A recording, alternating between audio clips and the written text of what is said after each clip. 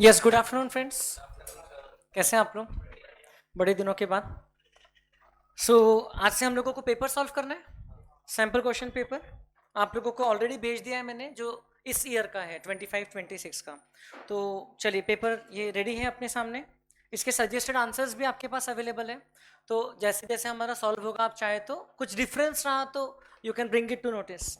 तो हम लोग ने टाइम के बारे में, अब देखो क्लास में तो ऐसा नहीं कि 3 घंटे के अंदर ही मैं सॉल्व करूंगा, क्योंकि मैं आपको बहुत सारी चीज़ें समझाऊंगा, ऑल्टरनेटिव वाला भी करूंगा। तो लेकिन आपको जब प्रैक्टिस करना है तो आपको थोड़ा सा टाइम बाउंड मैनर में करना है। अब दूसरी बात यह है कि क्लास में जैसे मैं कभी जर्नल एंट्री लिखा तो नरेशन नहीं लिखा, आपको वो भी लिखना है। और तीसरी चीज़ ये है कि टाइम का वैसे ध्यान रखना है। हम लोग ने जो टाइम मैनेजमेंट वाला पार्ट डिस्कस किया था कि we should try to do the 20 questions of MCQ pattern इन से नॉट मोर देन 20-25 मिनट्स। अगर ये क्वेश्चंस हम लोग ने फास्ट कर लिया तो 180 में से हमारे से 150 मिनट्स बचेंगे, और 150 मिनट्स में हमको रिमेनिंग सिर्फ 60 मार्क्स का पेपर करना होगा, विच विल मीन 2.5 मिनट्स पर मार्क हमको अवेलेबल हो जाएंगे for the descriptive part, and that will be a very good time to solve it. Let us see first of all. अब जैसे 16 एमसीक्यूज रहेंगे हमारे पार्ट ए में, है ना। 16 के अंदर में भी ऑप्शन है खैर, लेकिन हम इसको कितने देर में कर सकते हैं देखते हैं। एमसीक्यूज है, मोस्टली एमसीक्यूज ही है। एंड उसके बाद में 4 एमसीक्यूज पार्ट बी में रहेंगे। तो now it is up to you whether you want to solve the descriptive part first or MCQ part first, but I recommend MCQ पहले कर लो, क्योंकि उतना सारा मार्क्स का काम हो जाता है ना। Descriptive part otherwise time available के हिसाब से हमारा स्पीड जो है वो स्लो हो जाता है। हमको लगता है कि बहुत टाइम है, पहले से ही पता है कि टाइम उसके लिए उतना ही है, तो उतने टाइम में हम लोग लिख लेते हैं। So MCQs always read with an intention of finding out the final answer. तो मैं तो कई बार पहले ऑप्शंस देखता हूँ, फिर क्वेश्चन पढ़ता हूँ, फिर उसका जो न्यूमर नंबर्स दिए हैं, थियरी दिया है, वो पढ़ता हूँ। सो जैसे ये छोटा सा क्वेश्चन है, we will start with the first one. Obviously company financial statement वाले जो पार्ट के एमसीक्यूज है वो बाद के पार्ट में है। तो अभी ये पार्टनर्स क्या लिखा है, पॉसिबिलिटी फॉर क्रेडिट, क्यों क्रेडिट हुआ होगा? कैपिटल अकाउंट क्रेडिट हुआ है, क्यों क्रेडिट हुआ होगा? Capital introduced. ओपनिंग बैलेंस तो पहले से ही है, it was not credited during the year, ये तो पहले से ही बैलेंस था। ड्रॉइंग्स के कारण डेबिट होता है, लॉस के कारण भी डेबिट होता है। So the answer is capital introduced. तो ओएमआर शीट तो रहती नहीं है आपको, 10th में भी आपने दिया ना board exam, most of you have given the CBSE examination. ऐसा लैंडस्केप वाला पेपर रहता है शायद, है ना। तो वैसा ही एक्सपेक्ट करना है 12th में भी। और unlike your CA examination, CA के एग्जामिनेशन में ओएमआर शीट रहता है एमसीक्यू वाले पार्ट के लिए। यहाँ पर शायद आपको आंसर लिखना है, ओके, 1 का आंसर लिखना है आपको डी। और आई डोंट थिंक ये पूरा लिखने की जरूरत है, 10th में बताया गया था आपको स्कूल में पूरा लिखना पड़ता है।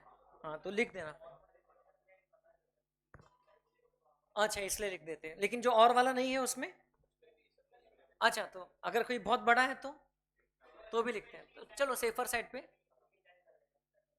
हाँ, बिकॉज बिकॉज वो चीज़ पे टाइम वेस्ट नहीं होना चाहिए, बट ठीक है। तो लिख देना, ओके, कोई प्रॉब्लम नहीं है। Let us choose a safer option. और अगर लगता है कि बहुत टाइम वेस्ट हो रहा है तो पहले 1-2 वर्ड लिख दिया और बाद में आकर के कंप्लीट कर लिया, है ना। एटलीस्ट रिस्क तो नहीं है, ठीक है। जो जो क्वेश्चन में एकदम ही डाउट रहेगा तो उसमें और डिस्कशन करेंगे। आपका कोई ऑल्टरनेटिव सोल्यूशन आपके दिमाग में, टॉपिक से रिलेटेड आपको कुछ समझने का पेंडिंग है तो आप पूछ सकते हो। Then assertion reasoning based question है ऑप्शन में। ऑब्वियसली कोई भी बच्चा 1 वाला करेगा तो फर्स्ट वाले ही कर लेगा, वो सबसे ईजी है। कुछ क्वेश्चंस रहते हैं जो पासिंग के लिए रहते हैं, मतलब बच्चों को पास करवा दो जिसने कुछ भी नहीं पढ़ा। This was like one of them. ये तो 11th का भी बच्चा शायद सही कर देगा। 11th में जिसने अकाउंट्स पढ़ा, 12th में क्लास ही नहीं किया, पढ़ा ही नहीं, कर देगा कि नहीं? फिर भी नहीं कर पा रहे तो फिर तो क्या करें। Fluctuating capital account can show debit balance, true.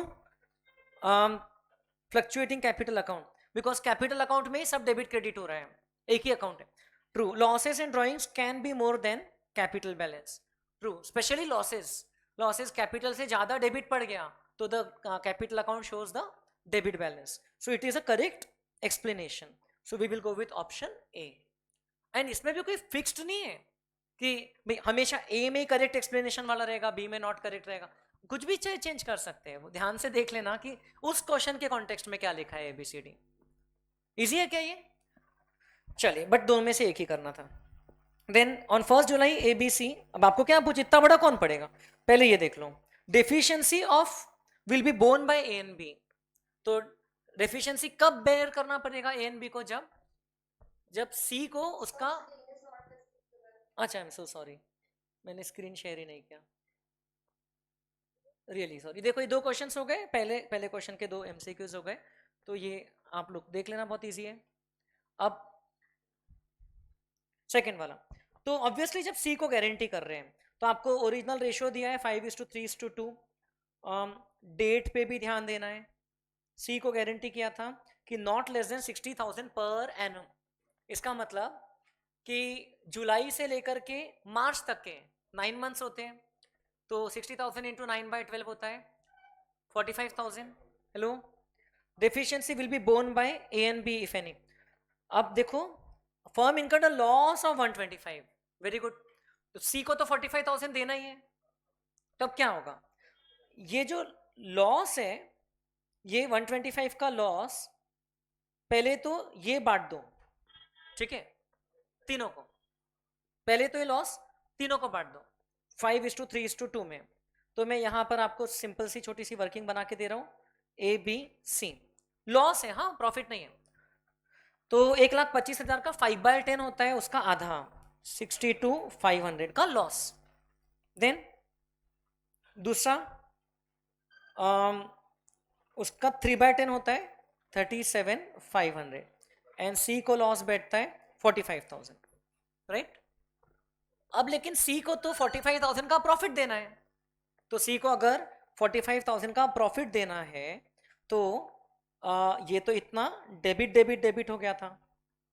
अगर सी को 45,000 का प्रॉफिट देना है, क्या 60,000 पर एनम है बेटा, और हमारा डेट 1 जुलाई है, तो इसीलिए मैंने पहले ही तो कैलकुलेट किया 9 मंथ्स का कितना 45,000, तो 45,000 बनता है ना, देखो यही मिस्टेक हो रही थी।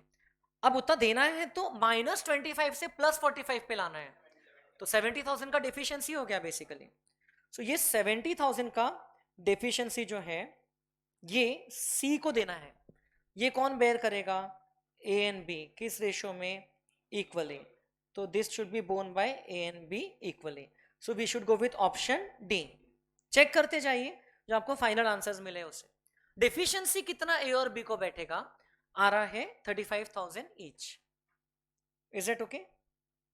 ऐसा 60,000 का आप बोलते थे 30-30, तो पूरा ही गलत हो जाता था, है ना। कोई बच्चा बोलता था 60,000 देना है, लॉस है तो 60,000 दे दो, 60,000 का तो आंकड़ा ही गलत हो गया।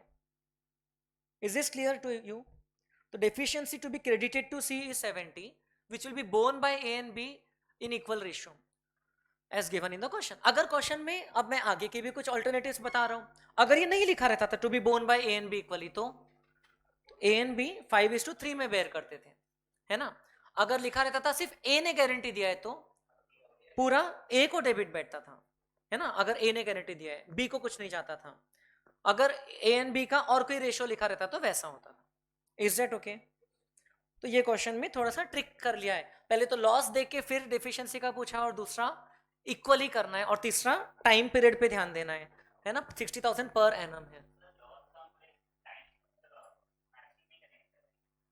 नहीं, लॉस तो आपके वो पूरे पीरियड का है ना, अब आपने बिजनेस ही स्टार्ट किया 1 जुलाई को, तो लॉस तो 1 जुलाई से वही तक हुआ है ना, तो लॉस तो वो 9 मंथ्स में इतना हुआ है 1,25,000। अब लेकिन सी को बैठना चाहिए था प्रॉफिट 45,000 का, तो 25,000 का लॉस आ गया है, तो उसको तो 70,000 देना है, total deficiency 70,000।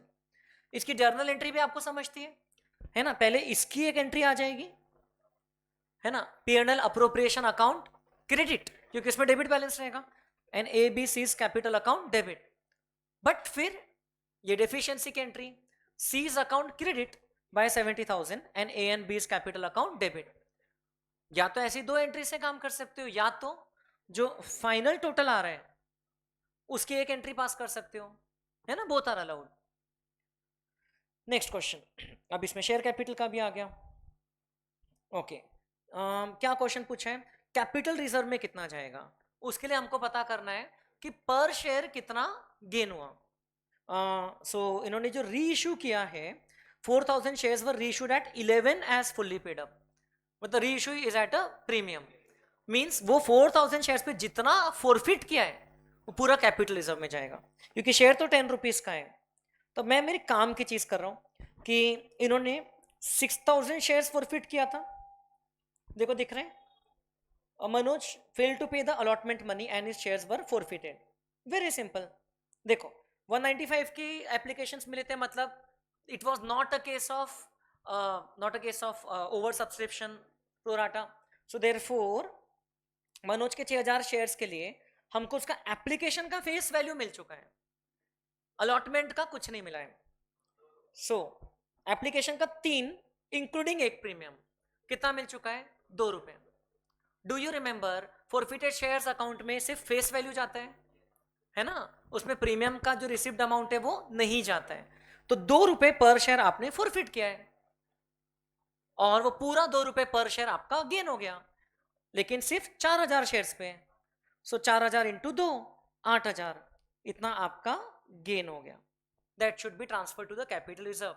I have not gone into the other calculations, allotment money का ब्रेकअप क्या है, आगे का क्या है, बिकॉज जो जरूरी था उतना काम हो गया। Why? Because I read this. तो अभी क्लास में शायद मुझे टाइम बहुत लगेगा आपको समझाने के लिए, है ना, एंड वैसे तो मैं आपको अदरवाइज बता चुका हूं, लेकिन अभी हम लोग कॉम्प्रिहेंसिवली वेराइटी ऑफ क्वेश्चंस देख रहे हैं, तो एक बार रिमाइंड हो जाए आपको before you do your self study part. तो ये समझ गया क्या आपको? जितना काम की चीजें थी पहले ही देख लिया कि री इशू तो भाई एट प्रीमियम हुआ है, तो मतलब कि पूरा फोरफिटेड अमाउंट गेन है, बट फोरफिट तो मैंने 12,000 किया था, बट 12,000 गेन नहीं है, क्योंकि 4,000 शेयर्स पे कितना फोरफिट किया था, उतना ही 4,000 इंटू 2 उतना ही हमारा गेन हो। Is that okay? Next question, determine the amount of share forfeited balance. तो री इशू करने के बाद बैलेंस कितना बचेगा ये पूछ रहे हैं। सो देखो बैलेंस कितना बचता है, जो शेयर्स री इशू नहीं किया उसका फॉरफिटेड अमाउंट। 15,000 में से 2,000 री इशू नहीं किया है, तो 2,000 शेयर्स पे 6 रुपए मिला है। Isn't it so? 8 was paid लिखा है, अभी कभी was not paid भी लिखा रह सकता है, तो B very careful while reading. मैं थोड़ा सा ध्यान से पढ़ रहा हूँ, भले आपको मैं बोल बोल के नहीं बता रहा हूँ मैंने क्या पढ़ा, बट मैंने पहले ही ये पढ़ लिया था, इतने री इशूड है, मीन्स 2,000 री इशूड नहीं है। अब वो 2,000 शेयर्स पे आपको 8 रुपए मिला है, बट 8 में से 2 प्रीमियम का है, वो रिवर्स नहीं होता है, तो 6 रुपए फेस वैल्यू का, 2,000 इंटू 6 12,000 ही इसमें बैलेंस बचेगा। तो दिस इज द आंसर जो फॉरफिटेड में। अब इसमें आपके फॉरफिट कैपिटल रिजर्व में कितना जा रहा है और फिर बाकी डेबिट कितना, उससे कुछ नहीं करना है हमको, ठीक है ना, ये जो पूछा है वो। अगला question, determine the amount of goodwill और capital reserve. See this is such a good technique कि आपको क्या चाहिए उस हिसाब से आप क्वेश्चन पढ़ोगे। अब आपको समझ गया, means it is a case of issue of shares for consideration other than cash. Business खरीद रहे हैं, आपको पता है अगर बिजनेस आप ज्यादा पैसा देके खरीद रहे तो गुडविल है, कम आई मीन ज्यादा शेयर्स, ज्यादा की वैल्यू के शेयर्स कम के वैल्यू दे रहे हो तो कैपिटल रिजर्व है। तो देखो 45 लाख माइनस 7,50,000 का बिजनेस खरीदा है, बुक वैल्यू 37,50,000, बट बदले में क्या दिया है, एक चेक दिया है प्लस 30,000 शेयर्स दिए हैं, सॉरी डिबेंचर्स दिए हैं 100 रुपए के एट डिस्काउंट।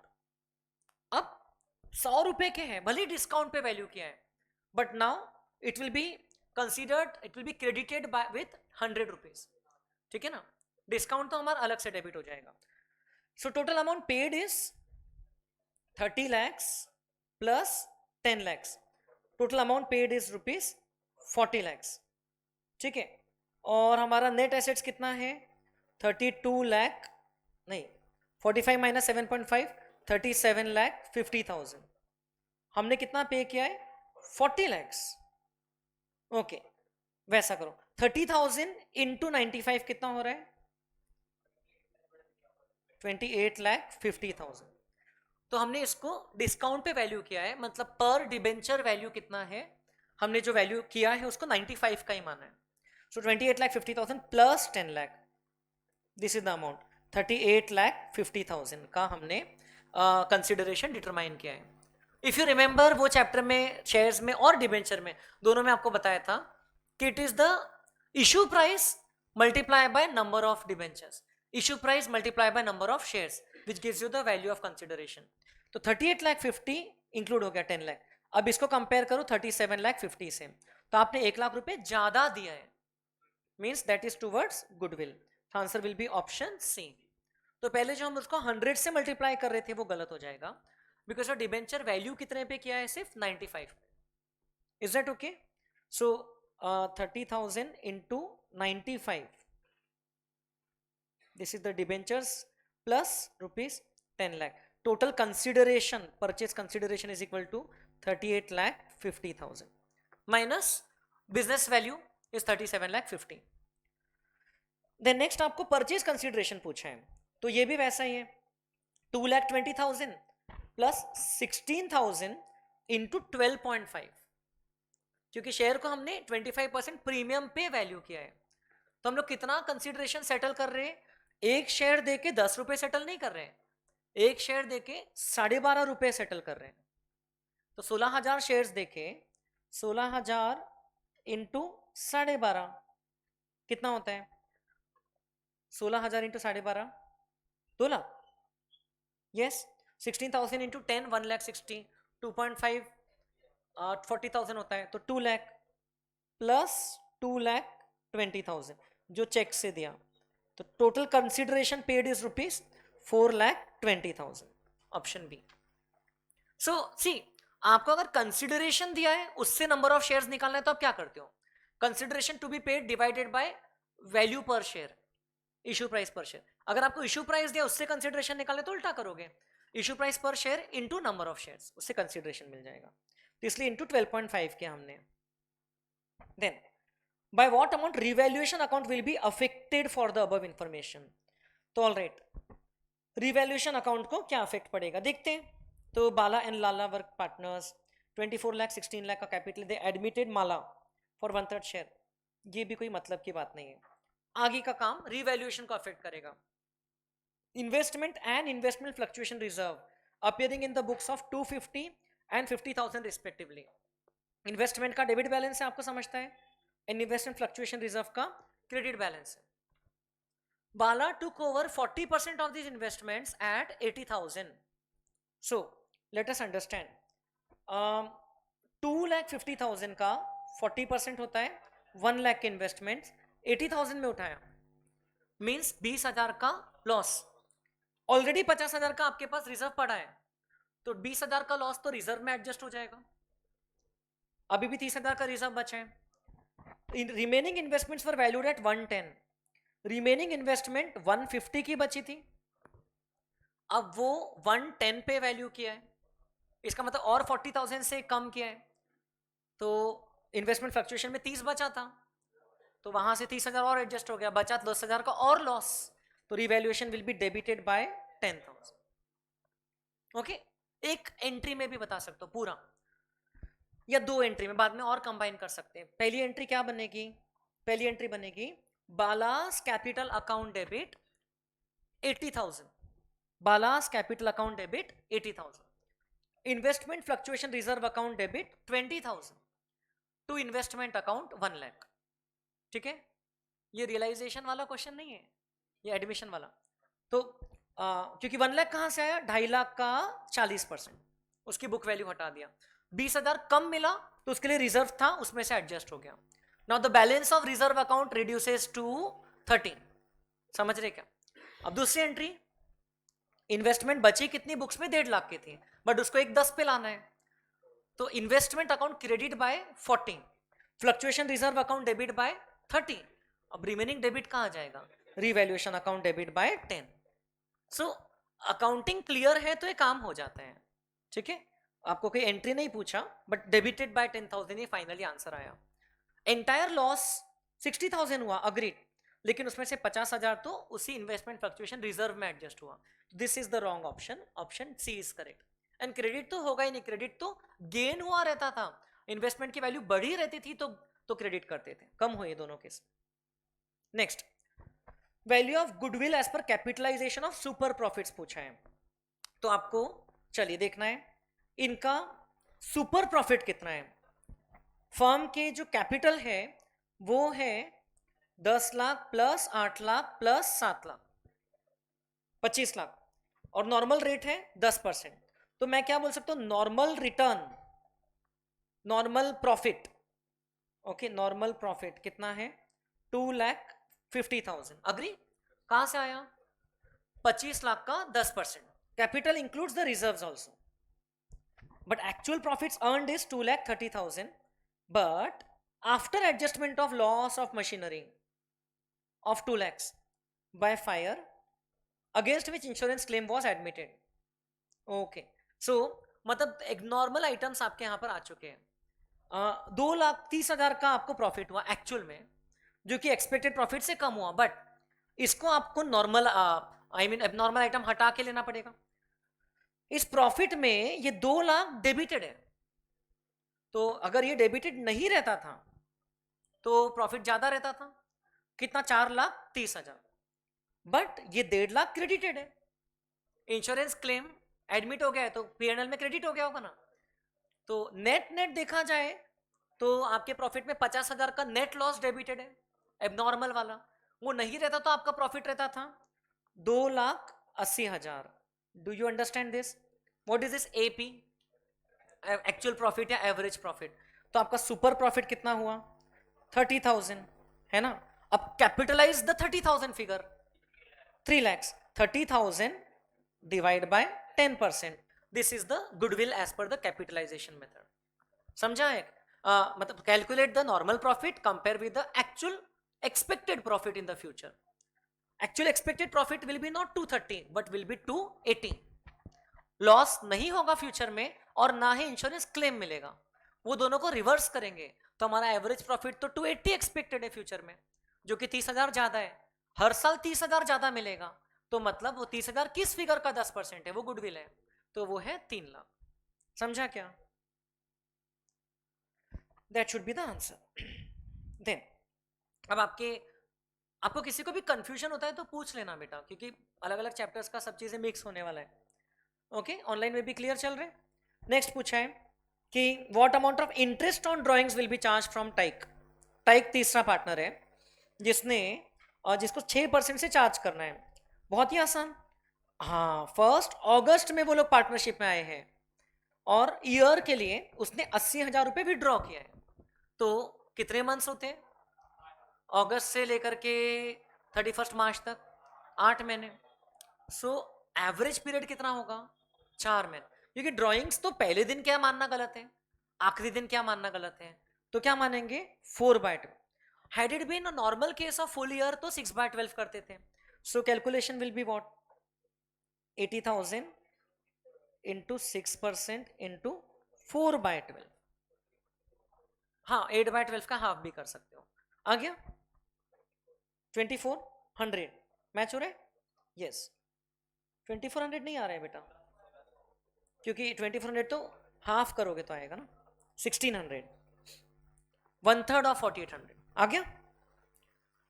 अब ये तो बहुत आसान क्वेश्चन रहते हैं, बट अनफॉर्चुनेटली इसी में ऑप्शन आ गया, कोई बात नहीं। क्या लिखा है? ये change in profit sharing ratio है। न्यू रेशियो बताओ। अच्छा, नहीं चेंज नहीं है, बी की डेथ हो गई बेचारे की। A took over 1/20 from his share, of his share नहीं है, फ्रॉम हिज शेयर। तो अब अगर देखें तो ए बी सी, इसको मैं सीधा 20 के बेस पे लिख रहा हूं।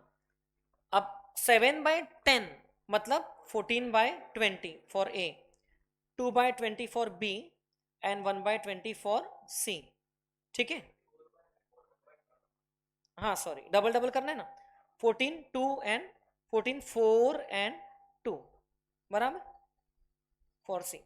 अब बी का 1/20, बी के 4/20 का 1/20 नहीं लिया, 4/20 में से 1/20 लिया, तो बेसिकली बी का तो पूरा 4/20 गया, वो तो बी गया। अब ए ने कितना लिया 1/20 और सी ने कितना लिया देयरफॉर 3/20। सो इससे आपको मिल जाएगा इनका new ratio 15/20 and 5/20, that means 3:1, option D. इतना रेशियोज में नहीं जाना है तो सिर्फ ए का रिवाइज शेयर भी निकाल सकते हो, सिर्फ ए का। ए का ओरिजिनल 14/20 था, अब उसमें और 1/20 जुड़ गया, ए का अगर 15/20 है तो सी बचा, उसका 5/20 रहेगा. 15:5 is nothing but 3:1. Next, again determine the new profit sharing ratio. Y retired gifted half of his share to X and remaining half equally taken by X and Z. हाँ, तो देखो अब इसमें ज्यादा टेंशन नहीं लेने का, आप इसको यही लेवल पे सॉल्व कर डाल सकते हो. 3 का हाफ क्या होता है? 1.5. वो तो x को पक्का गया, तो मैंने x के खाते में 1.5 ऐड कर दिया. ये मैं थोड़ा सा डायरेक्ट मेथड से बता रहा हूँ, एकदम रेशो लगा के करना है तो भी कर सकते हो. अब बचा कितना? 1.5. 1.5 का और आधा आधा बांट दो दोनों को, तो 0.75 x को और 0.75 z को. तो x का 5 प्लस 1.5 प्लस 0.75 7.25 और y का बचा 2.75. अब ये ऐसे रेशियोज को एक्सप्रेस करना अच्छा नहीं लगता है, तो इसको आप मल्टीप्लाई बाय 2 भी करोगे तो 0.4 कर दो. 7.25 इंटू 4 हो जाता है 7.25 इंटू 4 29, वही ऑप्शन है. और 2.75 into 4 11. This will be the answer. तो ये मैंने बहुत गंदे तरीके से किया. दूसरा तरीका क्या होता है कि भाई पता है कि जब उसका पहले आधा करना है, फिर आधे का दूसरे आधे के और 2 आधे करना है, मतलब 4 पार्ट में डिवाइड करना है. 3 को तो 4 पार्ट में डिवाइड करना बहुत मुश्किल है, तो क्या करो, पहले से ही सबको 4 से मल्टीप्लाई कर दो. इसका आप लिख दो 20:12:8. अब बड़ी आसानी से समझ रहे, वही जो काम किया. 12 का आधा 6 इसमें ऐड कर दो, बचा 6, उसका आधा आधा दोनों को ऐड कर दो 3 तो 29 और 11, उससे भी आ गया है ना. तो इतना रेशियोज में फंसने की जगह डायरेक्टली काम होता है जब दिख रहा है. लेकिन मेन है कि क्वेश्चन को इंटरप्रेट प्रॉपरली करना है कि क्या लिखा है. मैंने एक बार पढ़ा और समझ गया कि आधा x को दिया, लेकिन द थिंग इज कि इफ यू ऑब्जर्व अभी तक जितने क्वेश्चंस हुए, all of them in one way or the other we have read in the book, we have done in the book. MCQs में या कोई डिस्क्रिप्टिव में अभी तक की एकदम सरप्राइजिंग क्वेश्चन कुछ नहीं आया नया. ठीक है ना. नेक्स्ट, कोई भी दिक्कत है तो बताएं. रियलाइजेशन अकाउंट कितने से डेबिट होगा? चलो देखते हैं. X, a partner was assigned to look after dissolution process, was allowed a remuneration of 15,000. Actual realization expenses amounted to 20,000 being paid by another partner Y. Okay. अब इसमें ऐसा बोला है क्या कि X has agreed to bear the realization expenses? कहां बोला है? Assigned to look after the process. उसको प्रोसेस देखने के लिए 20,000 दिया है, 15,000 दे रहे हैं बोले, और एक्चुअल एक्सपेंसेस 20,000 हो रहे हैं. तो ये नहीं 5,000 इसके ऊपर ही क्यों 5,000 गिन रहे हो? एक्स को जो 15,000 देना है वो तो देना ही है, और उसके अलावा जो बाहर के कमीशन एजेंट्स को 20,000 देना है वो है, और ये पार्टनर ने दिया है वाई ने. फर्म के रियलाइजेशन में डेबिट कितना होगा? 35. अगर ये क्वेश्चन में कुछ लिखा रहता था क्या कि X has agreed to bear the expenses, तो रियलाइजेशन में से 15,000 डेबिट होता था, और ये जो पूरा पेमेंट किया ये पूरा वो एक्स को डेबिट करते थे हम, जो वाई ने पेमेंट किया. इनफैक्ट आपके सिलेबस की फाइल में if I am not wrong ये लिखा था जहां तक के कि क्लियरली बताना पड़ता है. ये देखो सिलेबस की फाइल में, in case the realisation expenses are borne by a partner clear indication should be given regarding the payment thereof. तो पहली बात तो to be borne by X लिखा नहीं है, पेमेंट कौन कर रहा है लिखा है, लेकिन वाई तो बेयर करेगा, ये तो बहुत आगे की बात हो गई. तो मेरे हिसाब से आंसर आना चाहिए ऑप्शन बी 35,000. हाँ, ये 15,000 का क्रेडिट एक्स को जाएगा और 20,000 जो वाई ने पे किया उसका क्रेडिट वाई को जाएगा. नेक्स्ट क्या पूछा? What was Barun's capital after revaluation gain और loss, accumulated profits and goodwill treatment. So Barun एक पार्टनर है, बरून मतलब सेकेंड पार्टनर जो पहले से था. ओके उसका कैपिटल कितना है ऐसे वो पूछ रहे हैं, तो चलो केयरफुली करो. अब बरून का ऑलरेडी कैपिटल कितना था? बरून का ऑलरेडी कैपिटल, हाँ अब इससे आपको पता करना पड़ेगा. Charan was to bring the admitted Charan for 20% share. अगर चरण 20% शेयर के लिए आ रहा है मीन्स अरुण एंड बरून अपना 3:2 में सैक्रिफाइस कर रहे हैं. क्वेश्चन साइलेंट है, means the sacrificing ratio is equal to their old ratio. Now tell me, चरण proportionate capital ला रहे हैं and he brought कितना 3,50,000 including 50,000 for goodwill share. तो कितना 3 lakh towards capital, 50,000 towards goodwill. All right. If the adjusted capital of Arun after revaluation gain, accumulated profit loss and goodwill treatment was 8,40,000, तो वरुण का कितना रहेगा? Okay, अब अरुण का ये सारे एडजस्टमेंट के बाद 8,40,000 है, तो वरुण का कितना रहेगा? तो अब अरुण और वरुण का आपस का क्या रेशियो रहेगा फ्यूचर में भी? 3:2. एंड सो क्वेश्चन में ये तो लिखा नहीं है कि उनका कैपिटल किस रेशियो में है या कितना है, तो क्या मानना पड़ेगा? कुछ भी नहीं दिया है तो क्या मानेंगे? प्रॉफिट शेयरिंग रेशियो में. सो चरण भी प्रोपोर्शनेट कैपिटल ही ला रहे हैं, है ना? अच्छा चलो ये देख लो. अपन एक काम करते हैं ना, अरुण का अच्छा इसमें ये दिया भी नहीं ना, अक्यूमुलेटेड प्रॉफिट्स कितना है? हाँ 3 लाख डिवाइड बाय 20% कितना हो गया? 15 lakh. Very good, very good. 15 lakh will be the total capital. ठीक है, अब उसमें से चरण का कितना है?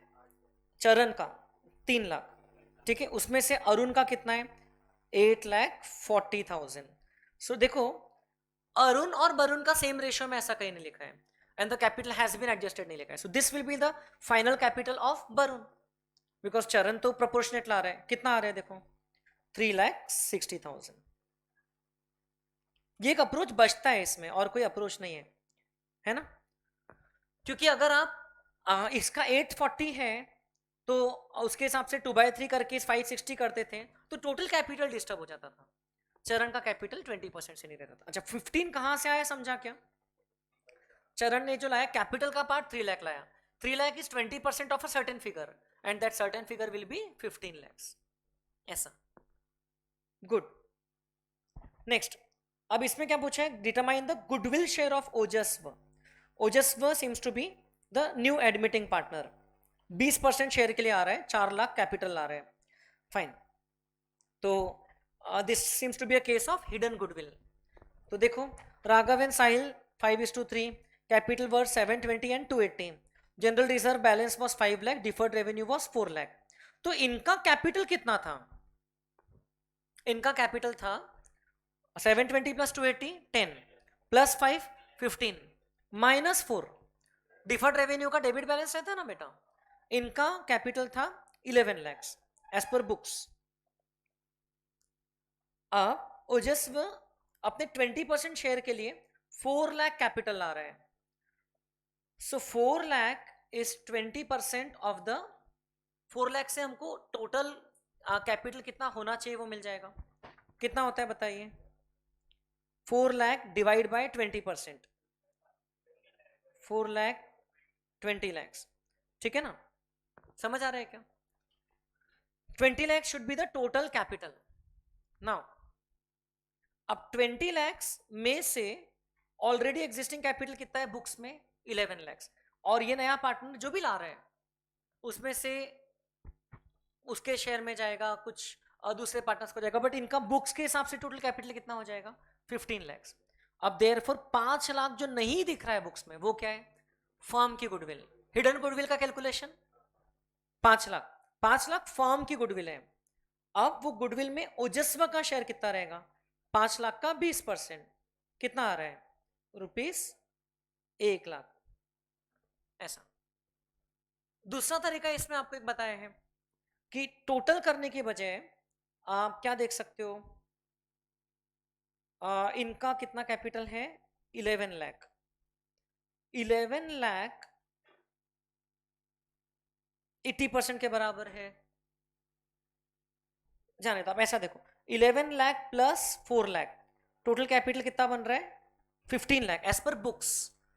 बट उसकी कैपिटल शेयर के हिसाब से इंक्लूडिंग गुडविल उसने जो पैसा लाया वही कर रहे हैं हम लोग, तो 20 लाख बनना चाहिए. तो 5 lakh is the total goodwill. 5 lakh में से ओजस्व का शेयर हो जाएगा 20% जो एडमिटिंग पार्टनर. 5 लाख का 20% 1 लाख. कुछ समझ रहे हैं क्या हिडन गुडविल का case? Then what will be the amount shown in the balance sheet of a reconstituted firm for building? So building, ये बहुत रेगुलर क्वेश्चन है. Building was appearing at 20 lakhs which was overvalued by 25%. तो पहली बात तो 20 लाख में 25% plus तो करना ही नहीं है, माइनस भी नहीं करना है. करेक्ट वैल्यू जो है वो x है, तो बिल्डिंग 1.25x पे है, ठीक है ना. करेक्ट वैल्यू अगर 100 है तो बिल्डिंग की वैल्यू 125 के बराबर है. करेक्ट वैल्यू में 25% बढ़ गई है, तो आप कैसे करोगे? 20 lakh into 100 upon 125, 16 lakh. This will be the value to be shown in the balance sheet. So 20 lakh का 25% ओवर वैल्यूएशन नहीं, करेक्ट वैल्यू पे ओवर वैल्यूएशन अंडर वैल्यूएशन होता है. समझ रहे क्या? So the answer should be 16 lakhs. Next, ये साथ में 3 क्वेश्चंस पूछ लिया, ये भी आपके लिए रेगुलर है. डिबेंचर इशू में जो लॉस होता है, टू द एक्सटेंट पॉसिबल उसको हम लोग क्या करते हैं? सिक्योरिटीज प्रीमियम में एडजस्ट करते हैं. चलिए अब ये क्वेश्चन में देखो क्या क्या पूछा है. लॉस कितना हो रहा है टोटल बताओ? 5% और 10% है ना. इशू पे 5% डिस्काउंट और रिडेम्पशन पे 10% प्रीमियम, कितना हो गया? 15% का लॉस. 60,000 का 15 रुपए, 9 लाख का टोटल लॉस हुआ. टोटल लॉस 60,000 का 15 रुपए, 9 लाख. अब ये पूरा लॉस है जो आप चाहे तो राइट ऑफ कर सकते, बट 8 लाख सिक्योरिटी प्रीमियम में से कर सकते हो क्योंकि उसमें उतना ही बैलेंस है. और अभी नया प्रीमियम तो कुछ जनरेट नहीं हो रहा है क्योंकि प्रीमियम पे इशू नहीं किया. और स्टेटमेंट ऑफ P&L में डेबिट बैलेंस पड़ा है 5 लाख, लेकिन उसमें और डेबिट ही होगा.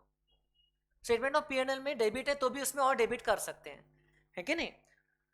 सो 8 lakh and 1 lakh to the extent possible security premium से करो. After writing off the loss on issue, dash balance will be in statement of P&L. There will be further debit balance.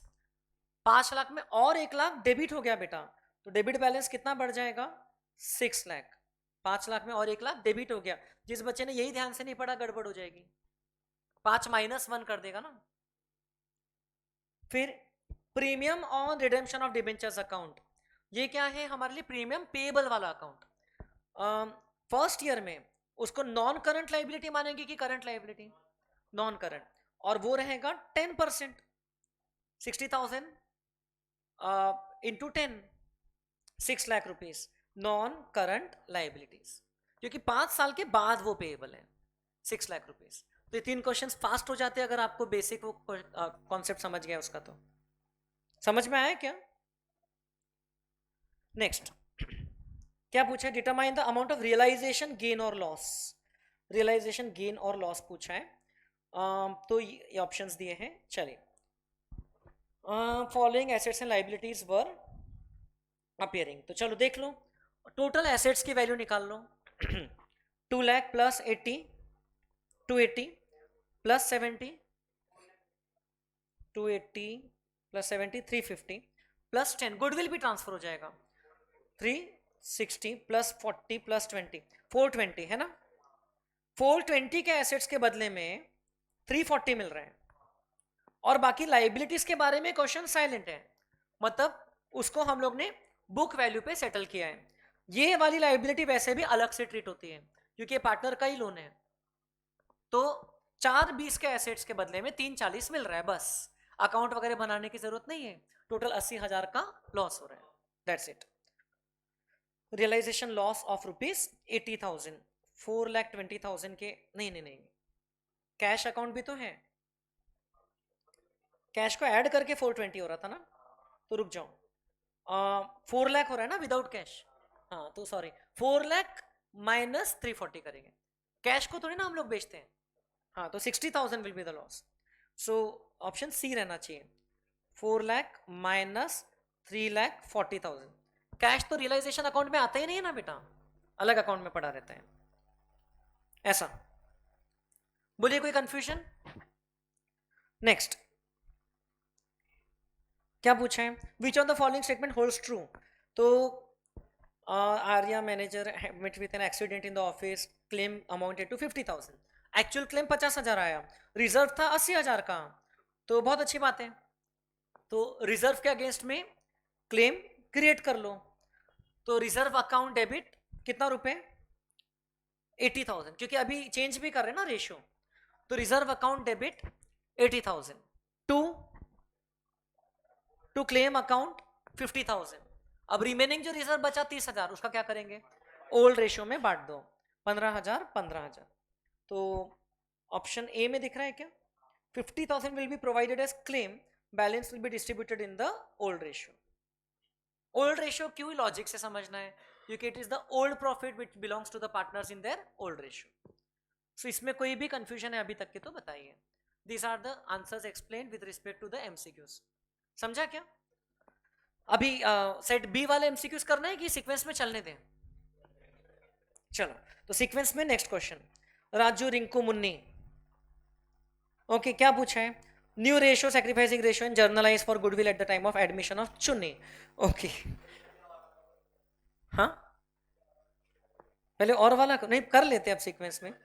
3:1:1 का ratio है। दे एडमिटेड चुन्नी into the partnership for 1/5 share. Okay, हाँ अब ये इन्होंने कुछ चेंजेस किया है, ऐसा नहीं बोला है कि सीधा सीधा इन लोगों का कुछ चेंज नहीं होगा। It was decided that Munni will have 1/4 share in future profits. मतलब चुन्नी का शेयर 1/5 है, मुन्नी का 1/4 है। Means Raju and Rinku will have the remaining profits which they will bear in their old ratio among themselves. So new ratio, sacrificing ratio and journalize for goodwill. Very good. Goodwill was valued at 3,20,000. चुन्नी कुछ नहीं ला रही है तो चुन्नी के current account में debit करेंगे, है कि नहीं? और अब बाकी भी कोई पार्टनर गेन कर रहा है तो उसको डेबिट करेंगे, कोई पार्टनर सेक्रीफाइस कर रहा है तो उसको क्रेडिट करेंगे। So you know how to solve this. क्या करोगे आप इसमें? आप सिंपल टेबल बना सकते हो। Is it allowed? Yes. Raju, Rinku, Munni and चुन्नी।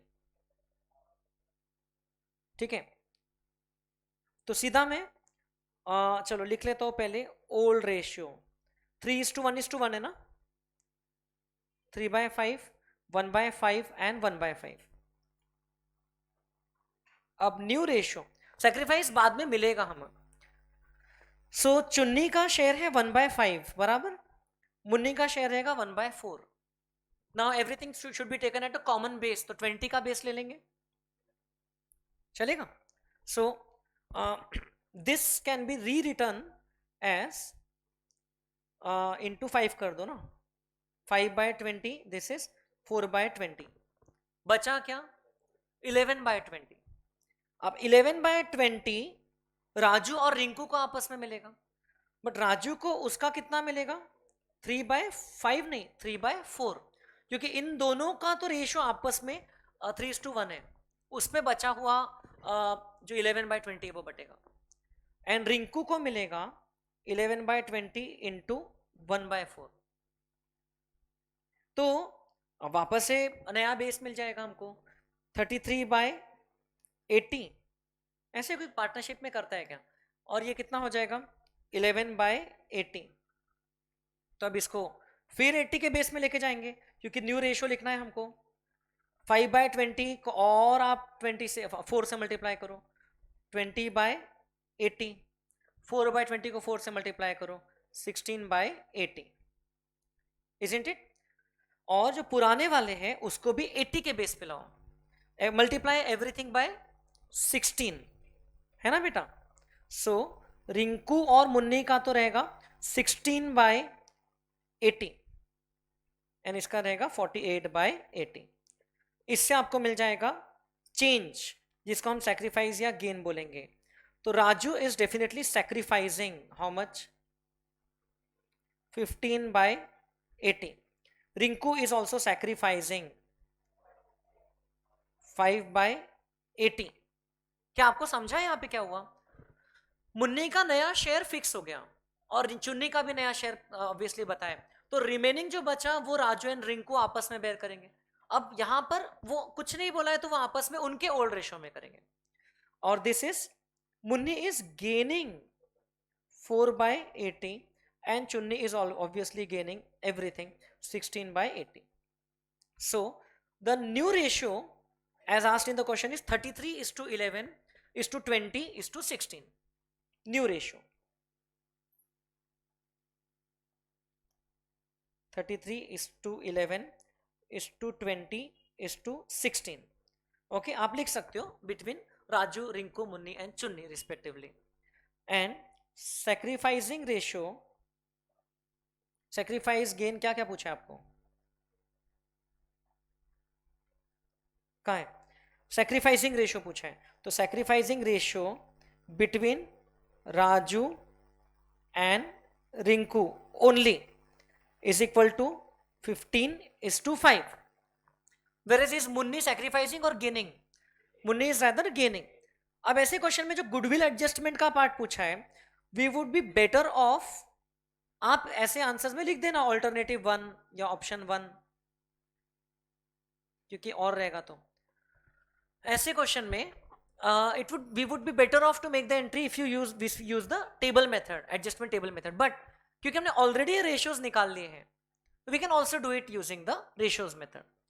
अब देखिए, ये फिगर्स अवेलेबल है, इसमें एंट्री पास कर दो आप. इससे आप 3,20,000 को मल्टीप्लाई कर दो. So Raju is sacrificing 15/80 of 3,20,000. 15/80 of 3,20,000, 60,000. तो एडजस्टमेंट एंट्री कितना हो जाएगा? 60,000. एक मिनट, आप लोग एंट्री लिखो, मैं कॉल लेता हूं.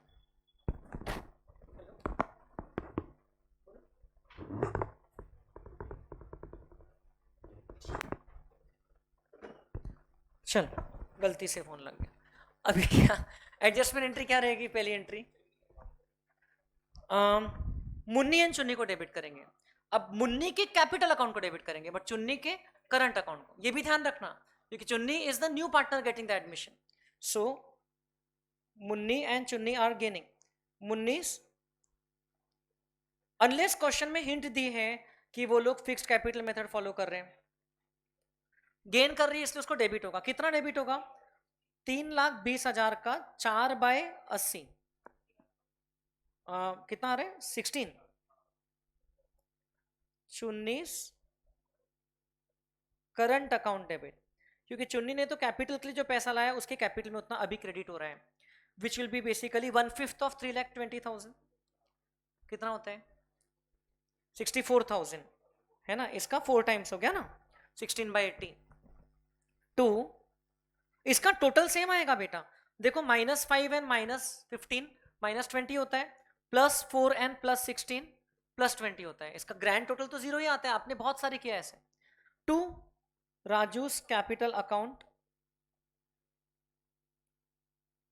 which will be 3,20,000 into 15/80. Divide by 80 करोगे तो कितना आता है? Divide by 80, 4,000. 4,000 into 15, 60,000. And 2, Rinku's capital account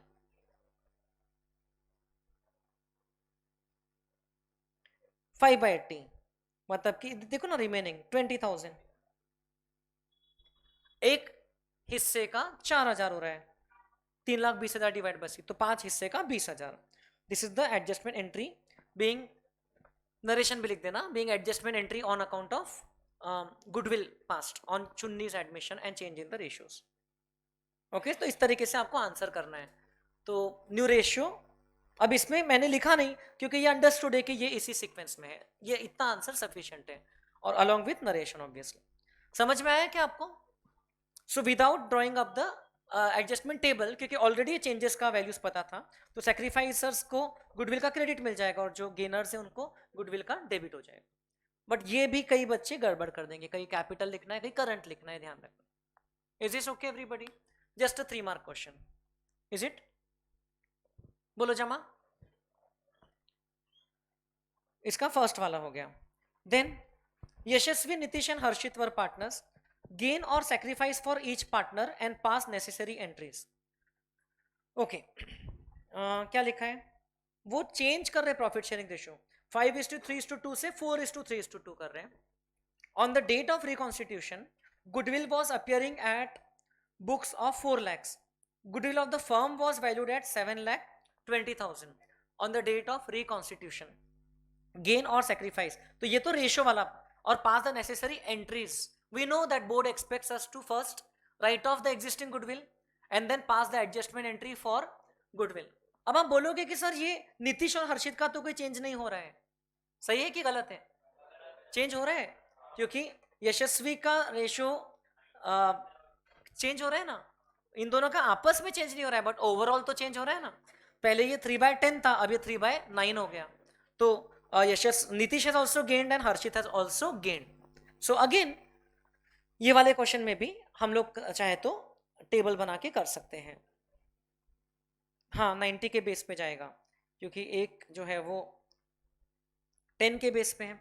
तो क्या लिखूंगा मैं यहाँ पर, नाम लिख लेता हूँ, Yashasvi, Nitish and Harshit.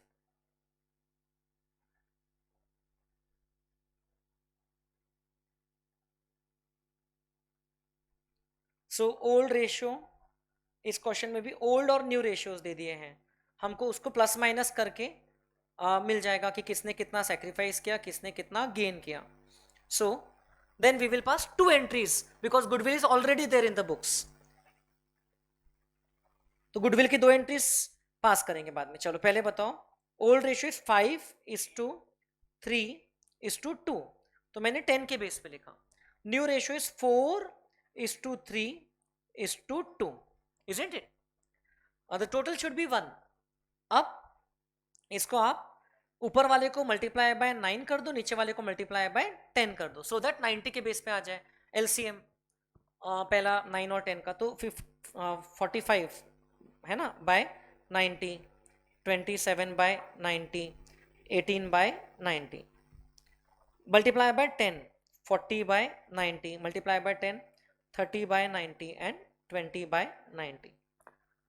Because Nitish and Harshit का फ्यूचर रेशियो आपस का सेम है, means whatever they have gained is in the same ratio. 3:2 में गेन किया, देखो वही निकलेगा। नीतीश का देखो न्यू रेशियो 3/90 से बड़ा, हर्षित का 2/90 से बड़ा, और यशस्वी का 5/90 से कम हुआ। This is the change. आपको क्या क्या पूछा था, गेन और sacrifice for each partner. So this is the sacrifice and these are the gain. कहां पे, नहीं ऐसा भी लिख दे तो हो गया काम, वो लाइन नीचे खींच लिया, ठीक है, तो दिख गया। अब आपको 2 एंट्रीज पास करना है। ओके, जर्नल एंट्रीज, एक आप गुडविल राइट ऑफ करोगे जो बुक्स में है, विच इज ₹4 लाख। तो goodwill account credit and all the partners capital account debit, ₹4 lakh. In which ratio, in the old ratio. तो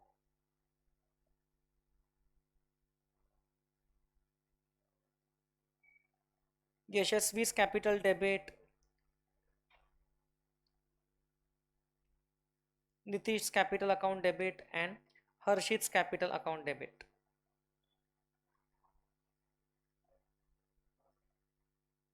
This will be in the old ratio. Being goodwill written off in the old ratio. बस इतना लिख देना, being word चलता है. Goodwill written off in the old ratio. So 4 lakh into 5/10, 2 lakh. 4 lakh into 3/10, 1,20,000. Into 2/10 is 80,000. And then the second entry, now book value of goodwill has become 0, whereas real value is 7,20,000. अब ये real value का future में इस ratio में ये लोग फायदा उठा लेंगे, जबकि it belongs to them in this ratio. So Yashasvi will actually lose when she will get only this much in future. तो she is sacrificing 5/90 of that, तो उसको अभी उतने का क्रेडिट दे देंगे। एंड नीतीश एंड हर्षित को 3/90 एंड 2/90 का रिस्पेक्टिवली डेबिट दे देंगे ऑफ 7,20,000। तो Nitish capital account debit, Nitish capital account debit 3/90 of 7,20,000। Gainers को कितना हो रहा है, 24 बराबर 8,000 into 3। Then Harshit's capital account debit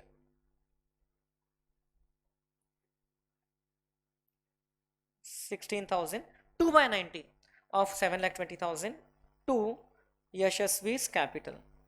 तो या तो आप टेबल से करो, लेकिन अगर आपने ऑलरेडी रेशियोज पे मेहनत कर ही लिया है तो फिर टेबल की जरूरत नहीं। this will be 40,000. Her share, which is clearly which she is sacrificing 40,000, 5 by 90, 5 by 90 Yashasvi sacrifice कर रही है ना, तो इसीलिए उतना उसको अभी क्रेडिट कर रहे हैं, 5 by 90 of 7,20,000. So being adjustment made on account of unaccounted goodwill, है ना, बस due to change in profit sharing ratio. बोलिए समझा क्या आप लोगों को? दोनों में से कोई भी एक क्वेश्चन कर सकते हो. Be very careful, read the question carefully, वो एक सबसे इंपॉर्टेंट पार्ट रहता है. Are you comfortable till here? अपना पर्सनल स्कोर करते रहो कि आपको कितना खुद से आ रहा है, किस कौन से चैप्टर में मेहनत की जरूरत है, थोड़ा सा आइडेंटिफाई कर लो. ओके मुझे अभी तक के मोटा मोटा जम रहा है. ठीक है, नेक्स्ट क्या पूछा? Very good. Hemant and Pankaj were partner sharing profit and loss in the ratio of 3:2. आपको पूछा है कि show the amount and order of payment as per section 48 of the Indian Partnership Act. Indian Partnership Act नहीं, Partnership Act है सिर्फ, 1932 at the time of dissolution of the firm. अब किस sequence में हम लोग पेमेंट करते हैं आपको पता है ना? आपको सिर्फ amounts and order of payment बताना, एंट्रीज नहीं पूछा. तो हाँ, सबसे पहले 6 लाख, ये टोटल मैच हो रहा है क्या पहले देख लो. It should match. 160 प्लस 140 कितना हो रहा है? Capital balance after all adjustments बोला है 3 लाख. 3 प्लस 1 लाख 4, 450, 80. ये तो मैच नहीं हो रहा है ना? हाँ अच्छा, कैपिटल बैलेंस नहीं, लेकिन एसेट्स रियलाइज्ड लिखा है ना बेटा, but capital balance after all adjustments लिखा है, मतलब रियलाइजेशन प्रॉफिट उसमें जा चुका होगा. समझ रहे हो क्या? आप बोल रहे हो कि वो उस टाइप का क्वेश्चन हो गया, मेमोरेंडम बैलेंस शीट वाला, बट मैं ये कह रहा हूँ कि it is after all adjustments. तब क्योंकि क्वेश्चन में कुछ नहीं बोला है, these are the balances appearing in the books of the firm, assets realise 6 lakh. ठीक है, so we will assume that these are the capital balances after all adjustment except realization gain. और क्या करेंगे ना? so realization में gain होने वाला है कि नहीं होने वाला है? gain होने वाला है ना. देखो आपका बैलेंस शीट बना लोगे अगर रफ में, तो आपका कितना दिखेगा? देखो ना, ये टोटल कितना आ रहा है? 5,30,000 आ रहा था ना. तो और आपका एसेट्स का मतलब एसेट्स का बुक वैल्यू कितना है? 5,30,000. एसेट्स का रिकवरी कितना हो रहा है? 6 लाख. 70,000 और प्रॉफिट हो गया, which will belong to Hemant and Pankaj in the ratio of 3:2. तो 70,000 और क्रेडिट हो जाएगा, तभी आप पूरा 6 लाख बांटोगे ना. बट सीक्वेंस बताओ, सबसे पहले क्या एडजस्ट करते हैं हम लोग? सबसे पहले रूबीज लोन. हाँ, Ruby is not a partner. सबसे अब ये दोनों को हम लोग पहली प्रायोरिटी में देंगे. दोनों में आपस में कोई प्रायोरिटी नहीं होता है. ऐसा नहीं लिखा है कि सिक्योर्ड लोन है अगेंस्ट एनी एसेट और समथिंग. दोनों एक्सटर्नल है. So first pay off 1,50,000 rupees loan and creditors, first priority. Second Hemant's loan, partners loan will be paid off next, because partners capital account have credit balances. And then 3:2 में 70,000 को आप distribute कर दो. बताओ 70,000 divide by 5, 14,000 into 3, 42 into 2, 28. अब इतना amount Hemant को बांट देंगे, इतना अमाउंट पंकज को बांट देंगे. सो 2,02,000 एंड 1,68,000. एक बार आंसर कैसे प्रेजेंट करना है वो देख लेते हैं हम लोग. इन द मीनवाइल बाकी के आंसर्स आप लोग चेक कर लेना, इनकेस कुछ अलग होगा तो देखो वही लिखा है. फर्स्ट ऐसा लिखना है, 1 lakh paid to creditors and 50,000 to Ruby, एक ही लाइन में फर्स्ट प्रायोरिटी. दोनों में कोई इंटर प्रायोरिटी नहीं है. Second paid to Hemant. Third capital balances along with surplus to Hemant and Pankaj. तो हम लोग ने टोटल बता दिया कि 2,02,000 एंड 1,68,000 सरप्लस, लेकिन कैलकुलेट जरूर करना है, उस पर ध्यान जाना चाहिए. एग्जैक्ट ओके, तो कोई एंट्रीज नहीं पूछा था इसमें. कर पाओगे बेटा? ओके, सो चलिए यहां तक के हो गए. We will continue with the questions in next class. Thank you.